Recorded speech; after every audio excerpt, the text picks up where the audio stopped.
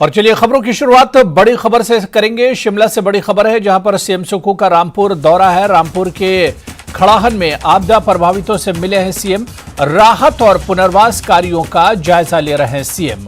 तो प्रदेश के अलग अलग हिस्सों का सीएम दौरा कर रहे हैं और जहां पर हालिया दिनों बारिश और सैलाब की वजह से आपदा आई थी और जो नुकसान हुआ है उसका जायजा सीएम सुक्खू ले रहे हैं। और सीएम सुक्खू का रामपुर दौरा है, जहां पर रामपुर के खड़ाहन में आपदा प्रभावितों से मिले हैं सीएम। राहत और पुनर्वास कार्यों का जायजा ले रहे हैं सीएम सुक्खू। तस्वीरें भी हम आपको दिखा रहे हैं। रामपुर दौरे पर हैं, जहां पर आपदा से प्रभावित इलाकों का दौरा किया, लोगों के हालचाल जाने और किस तरह से इसकी भरपाई की जा सकती है उस पर भी इन्होंने गौर किया है। तो रामपुर के खड़ाहन में आपदा प्रभावितों से सीएम मिले हैं। राहत और पुनर्वास कार्यों को लेकर जायजा भी ले रहे हैं सीएम सुक्खू। तो सीएम सुक्खू का रामपुर दौरा है। रामपुर के खड़ाहन में आपदा प्रभावितों से सीएम मिले हैं।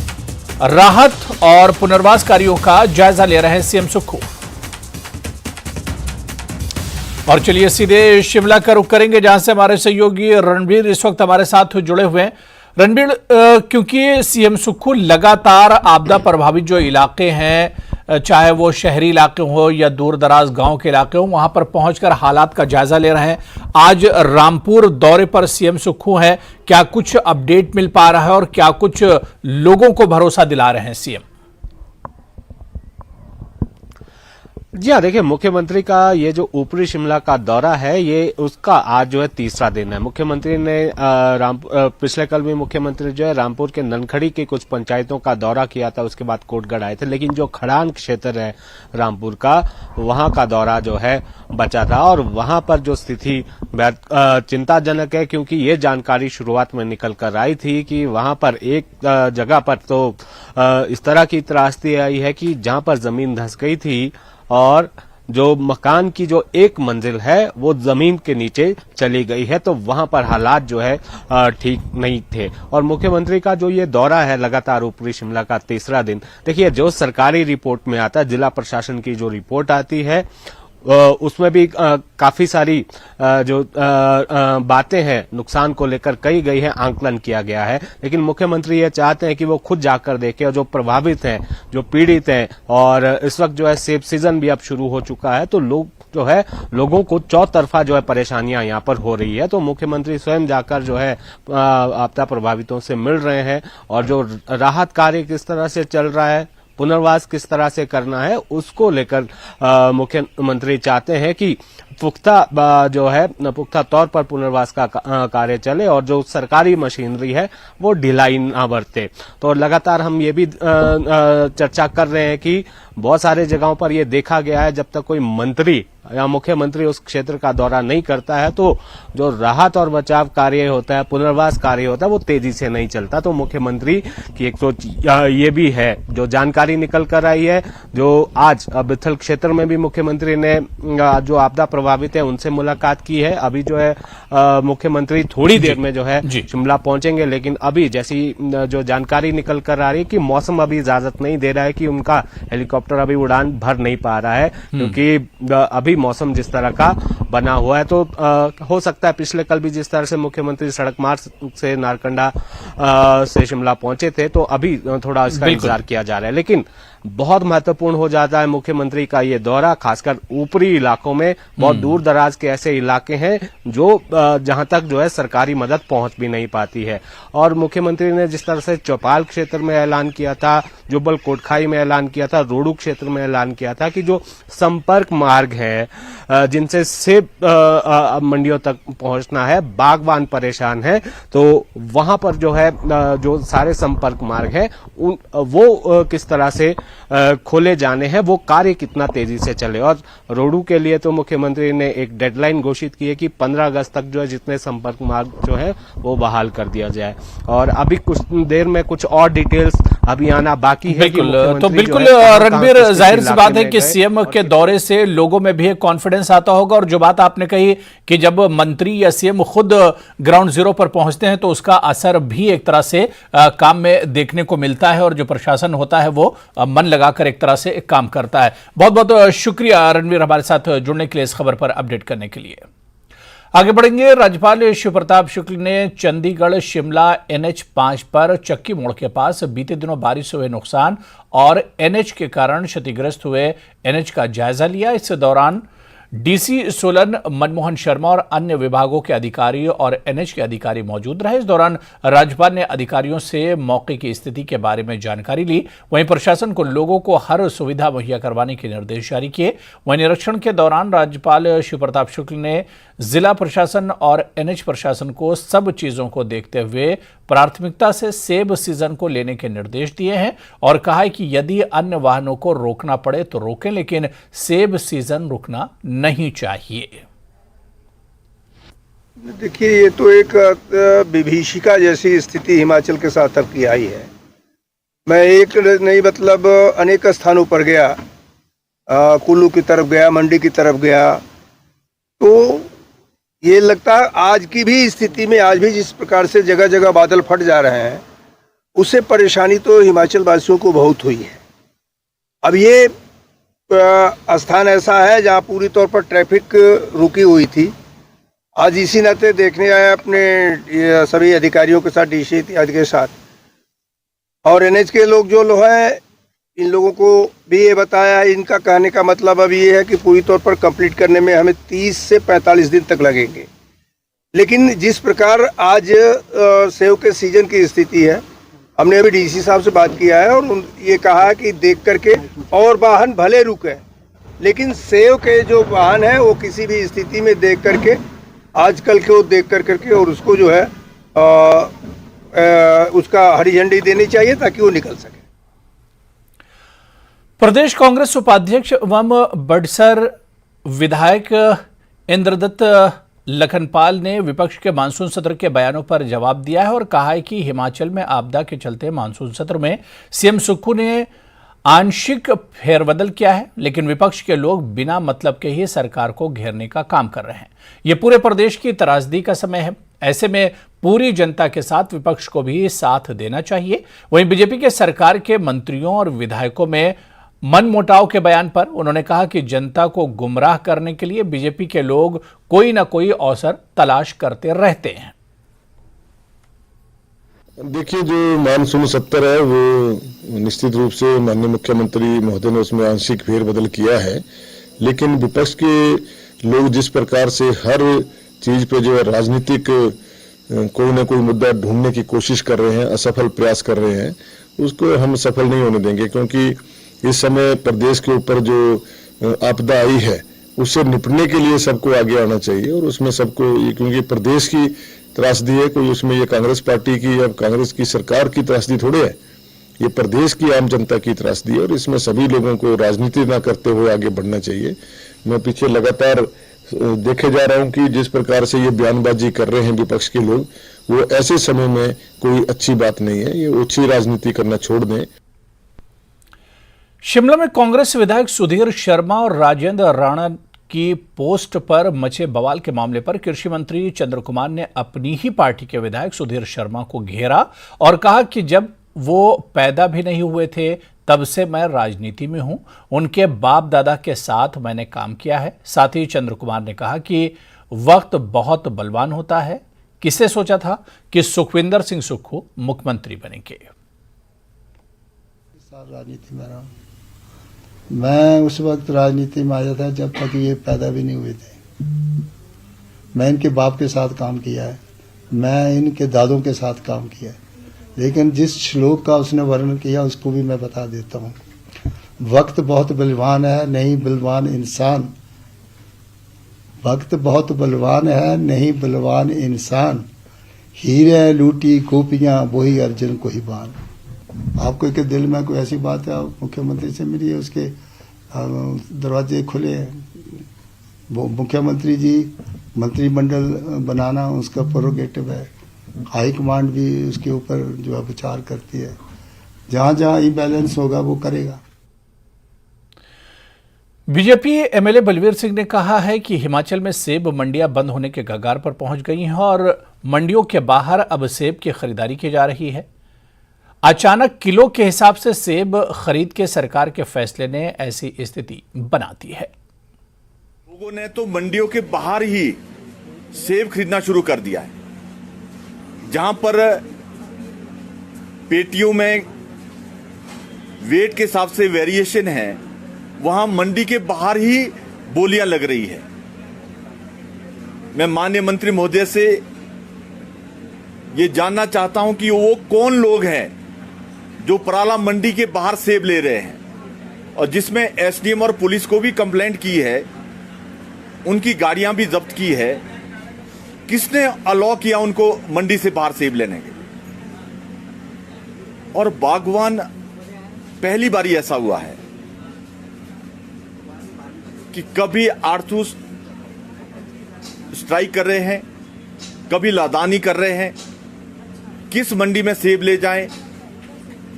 बागवान बहुत ही चिंतित है इस विषय के बारे में। आपने देखा होगा कुछ दिन पहले पराला में लादानियों ने हड़ताल की, सोलन में की।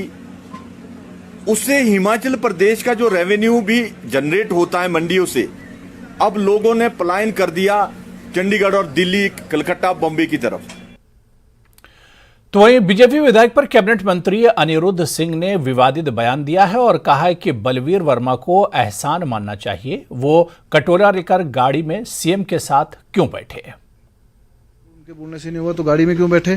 काहे को अपना कटोरा लेके आगे पीछे घूमते हैं सेक्रेटरीट में? मेरा ये मानना है कि अगर कोई आपके लिए कुछ कर रहा है, कल ही मुख्यमंत्री ने हर पंचायत के लिए बिट्टू वर्मा जी की 3-3 लाख रुपए दिए हैं, जो कि कल ही इशू हुए हैं बीडीओ के खाते में। पिछले कल ही जो घोषणा हुई है, और वो खाते में जो है पिछले कल ही जो है खाते में ऑलरेडी रिसीव हो चुके हैं। तो अब ये ऐसा तो नहीं करना चाहिए कि आप एहसान गुमान तो रखना चाहिए। हालांकि सबकी आदत हिमाचल में पता है, तो मैं समझता हूँ कि सोच समझ के बोलना चाहिए। कोई अगर आपके लिए कुछ कर रहा है तो उसके लिए एहसान गुमान भी होना चाहिए, और ये बोलना चाहिए कि हमने, गवर्नमेंट ने हमारी कॉन्स्टिट्यूंसी के लिए ये किया है। और यहां पर रुकेंगे फिलहाल छोटे से ब्रेक के लिए।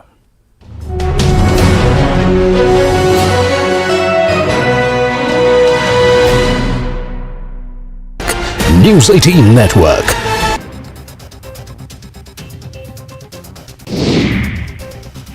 लोकसभा में अमित शाह का विपक्ष पर प्रहार, कहा जनता को है सरकार पर विश्वास, बिना छुट्टी लिए पीएम मोदी 24 में 17 घंटे करते हैं काम। बीजेपी महासचिव कैलाश विजयवर्गीय ने ट्वीट कर बुझाई पहली, लिखा बूझो तो जाने, 13 बार लॉन्चिंग के बाद भी फेल, बताओ कौन।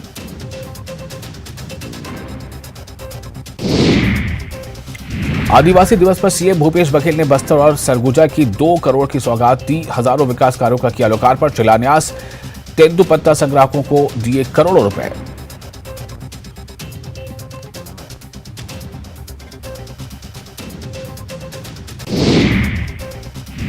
कांग्रेस अध्यक्ष मल्लिकार्जुन खड़गे के छत्तीसगढ़ दौरे से पहले सियासत, बीजेपी ने बताया कांग्रेस का नया रिमोट, कहा खड़गे भले इंसान, कांग्रेस से किया पलटवार।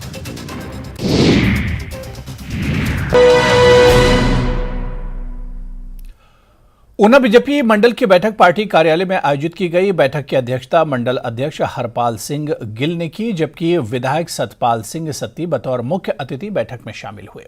इस मौके पर पार्टी के आगामी दिनों में होने वाले कार्यक्रमों और संगठन द्वारा जारी किए गए दिशा निर्देश और रणनीतियों से कार्यकर्ताओं को अवगत कराया गया। हम सब लोग अपना देश अपनी माटी, एक देश के अंदर जैसा बार मेमोरियल नरेंद्र मोदी जी ने दिल्ली के अंदर मनाया है, वैसा ही एक अमृत पार्क ऐसा करके दिल्ली के अंदर बनाया जा रहा है, जिसमें हर गांव की मिट्टी लेकर के जाएंगे। तो ऊना विधानसभा क्षेत्र के जो 36 गांव हैं और 3 नगर परिषद हैं, उन 3 नगर परिषदों के हर वार्ड से इस वार्ड में मीटिंग करके लोगों को इसका महत्व बता करके दिल्ली के अंदर पार्क बनेगा, ताकि लोगों को जब कभी दिल्ली में जाएं तो उनको याद आए कि मेरे गांव की मिट्टी भी यहाँ पर आई है। तो ऐसे अनेकों कार्यक्रम भारतीय जनता पार्टी ने रखे हैं। उन कार्यक्रमों को सफल बनाने के लिए आज की मीटिंग रखी थी और आगे की योजना बनाई गई है। हिमाचल में तबाही से निपटने के लिए केंद्रीय मदद पर सियासत बढ़ती ही जा रही है। बीजेपी ने दावा कर रही है कि केंद्र की तरफ से हिमाचल को अब तक करीब 1000 करोड़ की मदद मिल चुकी है, मगर कांग्रेस का कहना है कि अब भी केंद्र से तबाही को लेकर जिस अंतरिम राहत की मांग की गई उसका इंतजार ही हो रहा है और बीजेपी जो दावा कर रही है उसमें पेंच है। देखिए रिपोर्ट।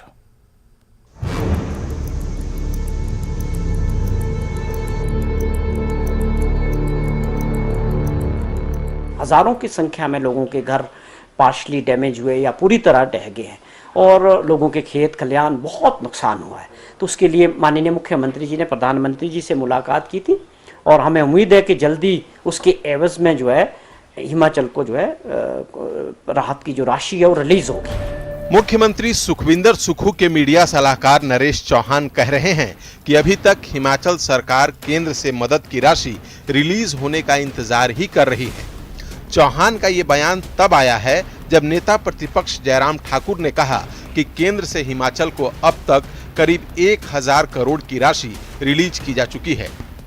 मुझे इस बात की प्रसन्नता है कि केंद्र ने अभी तक हिमाचल प्रदेश को मदद के रूप में लगभग 1000 करोड़ रुपए जारी कर लिया है, जिसमें 364 करोड़ रुपए आदरणीय अमित शाह जी ने पहले जारी किया, 190 करोड़ रुपए और जारी किए हैं और इसके अतिरिक्त केंद्रीय मंत्री नितिन गडकरी जी ने भी कहा था जब वो हिमाचल प्रदेश में बाढ़ का जायजा लेने, नुकसान का जायजा लेने के लिए आए थे, उस वक्त उन्होंने कहा था कि 400 करोड़ रुपए सीआरएफ के अंतर्गत हिमाचल प्रदेश को हम तुरंत जारी करेंगे। इसके अतिरिक्त उन्होंने ये भी कहा कि जितने भी नेशनल हाईवेज 4 लेन में जो डैमेजेस हुए हैं उसका पूरा खर्चा केंद्र सरकार वहन करेगी और वो राशि लगभग 2000 करोड़ रुपए से अधिक बनती है।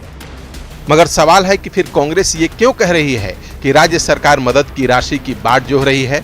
इस पर उसका कहना है कि अब तक 3 किश्तों में केंद्र से 554 करोड़ की जो रकम मिली है वो राज्यों को हर साल आपदा फंड से ऐसे भी दी जाती रही है।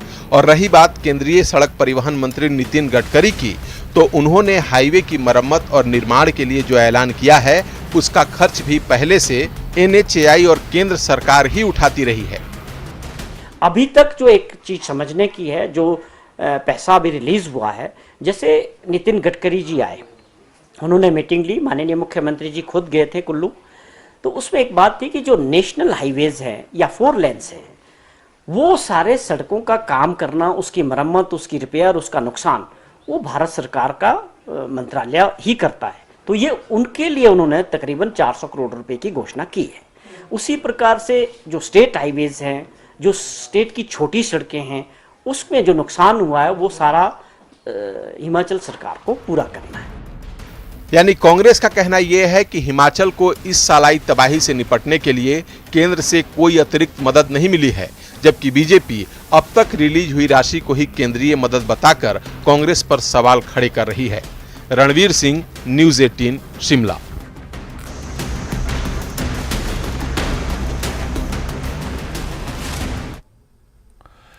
ऊना के पास गांव भड़ोलिया कला में 44 साल के शख्स की ट्रेन की चपेट में आ जाने से मौत हो गई। मृतक की पहचान गांव बाहडाला निवासी सुरजीत सिंह के तौर पर हुई है। पुलिस ने मामले की जांच शुरू कर दी है। बताया जा रहा है कि यह शख्स दिल्ली से दौलतपुर चौक तक जाने वाली हिमाचल एक्सप्रेस ट्रेन की चपेट में आ गया, जिसके बाद रेलकर्मियों ने पुलिस को इसकी सूचना दी। आज सुबह हमें पता चला गांव वालों के माध्यम से ना कि ट्रेन की चपेट में कोई बंदा आ गया है। हमने मौके पर आकर देखा तो वो उसकी डेथ हो चुकी थी। फिर हमने इन्फॉर्म कर दिया पुलिस को, पुलिस शिनाख्त कर रही है। बस हमने वीडियो भी काफ़ी डाली है, फोटो और गाँवों को। तो उसके बाद कुछ बरामद हुआ प्रधान जी? कुछ नहीं है, उसके बाद सारी जेब में देख ली पुलिस ने, खाली पड़ा है।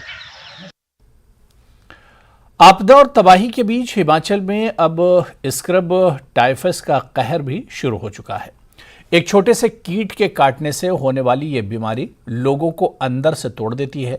सरकार का कहना है कि मामले अभी बढ़ेंगे, लेकिन इससे निपटने के लिए स्वास्थ्य विभाग पूरी तरह से तैयार है।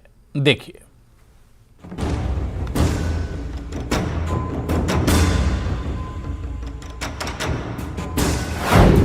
हिमाचल में स्क्रब टाइफस से सावधान। आईजीएमसी में मिले स्क्रब टाइफस के 21 मरीज। सितंबर तक कहर बरपाएगा जूं जैसा कीट। बारिश के बाद अस्पतालों में वैसे भी मरीजों की तादाद बढ़ जाती है, लेकिन शिमला के आईजीएमसी में बीते कुछ दिनों में स्क्रब टाइफस के 21 मरीज मिलने से स्वास्थ्य विभाग अलर्ट हो गया है। विभाग की तरफ से प्रदेश के अस्पतालों को भी अलर्ट पर रहने के निर्देश जारी किए गए हैं। तो देखने में यह आया कि ये अगस्त सितंबर जो है, सितंबर इज़ द पीक, क्योंकि इन दिनों में जो बागवान हैं, हमारे किसान हैं, अपने खेतों में काम करते हैं और ये ट्रेंड देखने में आया कि इन दिनों में ये केसेस पीक पर होते हैं। और जैसा कि अभी मेरी जानकारी में है कि लगभग पिछले 2-3 दिन में जो है वो 11 केसेस आए थे। आज अभी पिछले 2 दिन से 15 केसेस जो है स्क्रब टाइफस के आईजीएमसी में आए हैं और ये ट्रेंड आगे एक्सपेक्ट करते हैं हम कि सितंबर में बढ़ेगा। अब जानिए कि आखिर स्क्रब टाइफस नाम की बीमारी है क्या। एक छोटे से कीट के काटने से होता है स्क्रब टाइफस। स्क्रब टाइफस के कीट बारिश में गंदगी से पनपते हैं। कीट के काटने से शरीर पर फफोले और काले चकत्ते बन जाते हैं। कुछ समय बाद चकत्ते वाली जगह पर घाव बन जाता है। मरीजों को तेज बुखार, सिर दर्द और सांस लेने में परेशानी होने लगती है। जोड़ों में तेज दर्द और मांसपेशियों में टूटन और अकड़न होने लगती है। मरीज का प्लेटलेट्स तेजी से कम होने लगता है। स्क्रब टाइफस का असर लीवर, किडनी और ब्रेन पर भी पड़ता है। पिछले साल भी हिमाचल में स्क्रब टाइफस का कहर अगस्त सितंबर के महीने में ही टूटा था, लिहाजा सरकार ने इस पर पहले से पूरी तैयारी कर रखी है। मेरा यही कहना है कि पैनिक होने की कोई ज़रूरत नहीं है और इसमें पूरी हर तरह की जो वैक्सीन जो उपलब्ध है और डॉक्टर्स उपलब्ध हैं और उसके लिए कोई लोगों को पैनिक होने की ज़रूरत नहीं है। एहतियात बरतें और इससे जो है पैनिक ना करें। हर तरह से हमारी तैयारी है, हमारे डॉक्टर्स मौजूद हैं, हमारे पास वैक्सीन मौजूद है और हम लोग पहले से ही प्रिपेयर्ड हैं, क्योंकि पिछले साल भी इस तरह की घटनाएं सामने आई थी। आप गंदी जगहों, पेड़ पौधों, झाड़ियों और मवेशियों से दूर रहकर इस कीट से बच सकते हैं। फुल स्लीव्स के कपड़े पहनकर भी एहतियात बरत सकते हैं। राजेंद्र शर्मा, न्यूज़ 18 शिमला। तो चलिए इस बुलेटिन में अभी फिलहाल इतना ही। नमस्कार।